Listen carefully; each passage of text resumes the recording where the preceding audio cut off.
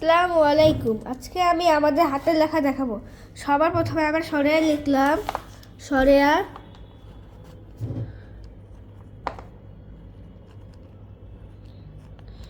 এবং রস্যই আপনারা এভাবে করে লিখতে পারেন। আমি এভাবে করে খাতায় লিখি, আপনারা পারলে এভাবে করে লিখতে পারেন। এই যে রস্যই। এখন আমরা আঁকাবো দীর্ঘই।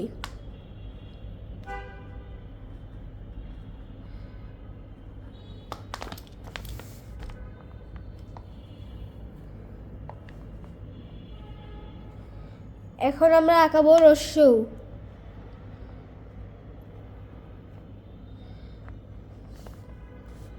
ও দীর্ঘ।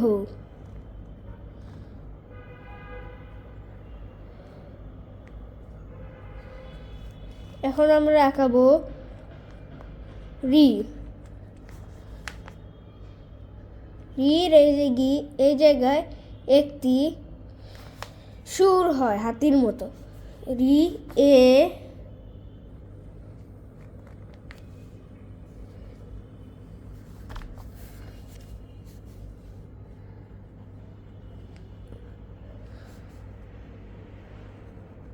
ওই এবং ওটা একদম তিনের মতো, কিন্তু দুইবারও। ও ও ও ব্যঞ্জন বর্ণে আজকে আমরা ক খ গ শিখাবো। প্রথমে আমরা শুরু করি ক থেকে। প্রথমে বক্স করে দিন, তারপর মাত্রা দিয়ে শুধু একটা দাগ দেন, দিয়েছেন। এখন একটা বৃহত্তম অঙ্কের একটা দেন, পিছন দিয়ে একটি এক বসিয়ে দেন।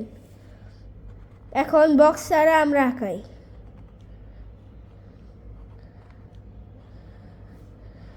ক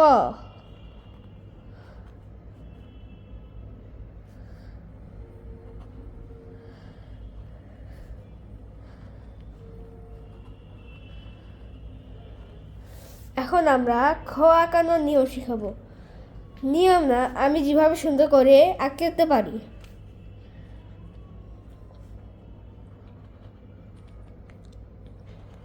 প্রথমে বক্স করে নিব, এখান দিয়ে একটা 3 আর 2 দিব। 2-এর পর এখানে একটা লাইন দিয়ে মাত্রা দিয়ে দেব। এখন আবার ভালোভাবে দেখাই।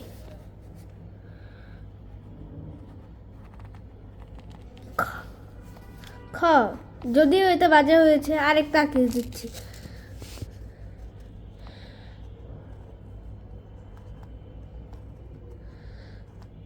খ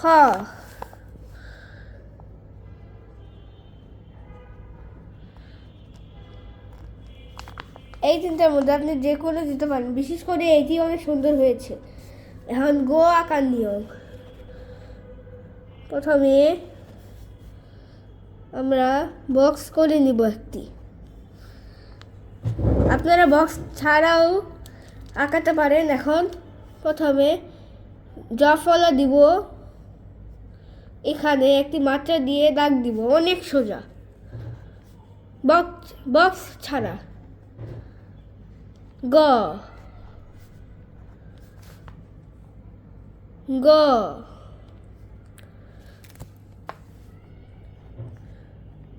গ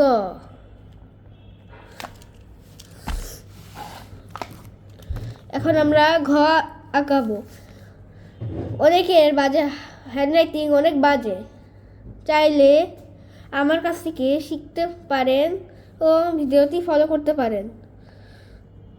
ঘ আঁকানোর জন্য প্রথমে একটি দাগ দেব র এর মতো, তারপর একটি দাগ এইদিকে নিয়ে এভাবে করে দাগ দেব।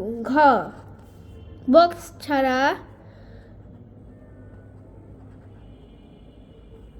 ঘ ঘ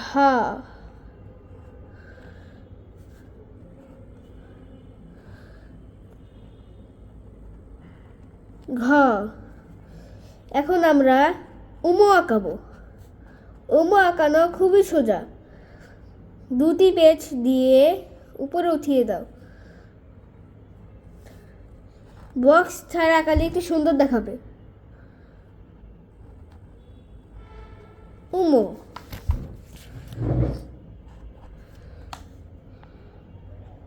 উমো বা উমো। আপনারা এই দুই ভাবে আঁকেন না, এরকম ভাবে উমো আঁকান।